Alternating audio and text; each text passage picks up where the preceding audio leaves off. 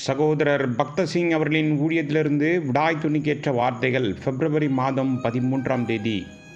அப்பொழுது நான் தெரிந்து கொள்கிறவனுடைய கோல் துளிர்க்கும். இப்படி இஸ்ரவேல் புத்திரர் உங்களுக்கு விரோதமாய் முறுமுறுக்கிற அவர்கள் முறுமுறுப்பை என்னை விட்டு ஒழிய பண்ணுவேன் என்றார். என்னாமத்தின் புஸ்தகம் 17ஆம் அதிகாரம் 5வது வசனம். கோராகும் அவனுடைய கூட்டத்தாரும் மோசையின் மீது பொறாமை கொண்டனர்.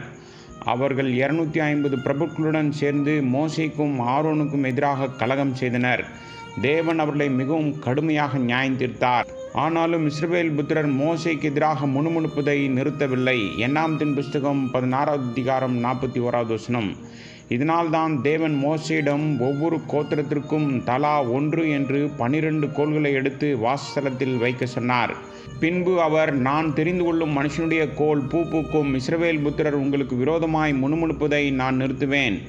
மோசே சாட்சி கூடாரத்தில் கர்த்தருடைய சந்ததியில் கோல்களை வைத்தான். என்னாமத்தின் புஸ்தகம் 17வது அதிகாரம் 5 மற்றும் 7வது வசனங்கள். மறுநாள் ஆரோன் என்ற பெயர் கொண்ட கோல் பூ பூத்து வாதுமை பழங்களை கொடுத்தது. அவர்கள் ஆச்சரியத்துடன் பார்த்தார்கள். பொதுவாக ஒரு வாதுமை மரம் காய்க்க நீண்ட காலம் எடுக்கும். இங்கே ஒரே இரவில் கோலில் மொட்டுக்கள், பூக்கள் மற்றும் பழங்களை வெளியே கொண்டு வந்தது. ஆரோனின் கோலும் மற்ற கோள்களைப் போலவே தோன்றினாலும் ஒரு பெரிய வித்தியாசம் இருப்பதாக இதன் மூலம் தேவன் சொல்லிக் கொண்டிருந்தார். மற்ற கோள்களுக்கு இல்லாத ஒரு வித ஜீவன் இந்த கோலில் இருந்தது. இது பரலோக ஜீவன்.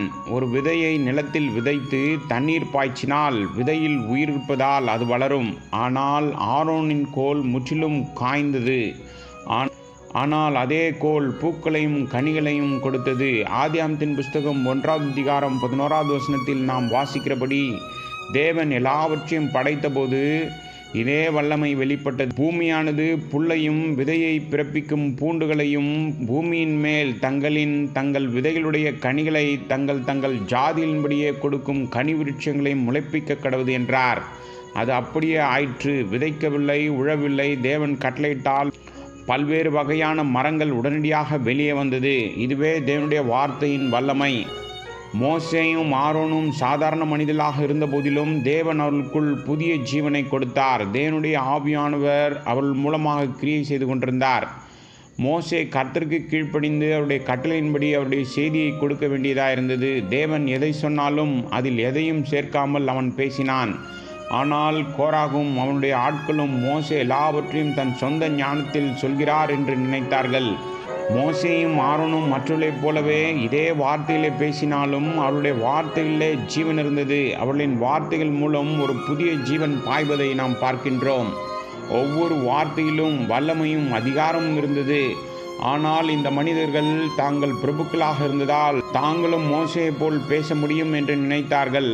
அவர்கள் காய்ந்த கோல்களை போன்றவர்கள் என்று தேவன் அவர்களுக்கு துளிர்விட்ட கோலின் மூலம் காட்டினார். ஆனால் மோசேயும் ஆரோனும் அவர்களுக்குள் தேவ வல்லமையை கொண்டிருந்தனர்.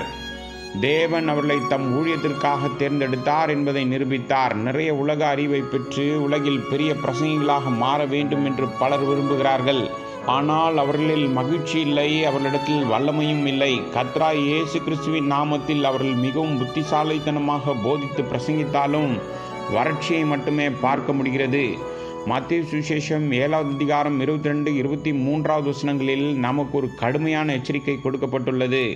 அந்நாளில் அநேகர் என்னை நோக்கி, கர்த்தாவே கர்த்தாவே, உமது நாமத்தினாலே தீர்க்க தரிசனம் உரைத்தோம் அல்லவா? உமது நாமத்தினாலே பிசாசுகளை துரத்தினோம் அல்லவா?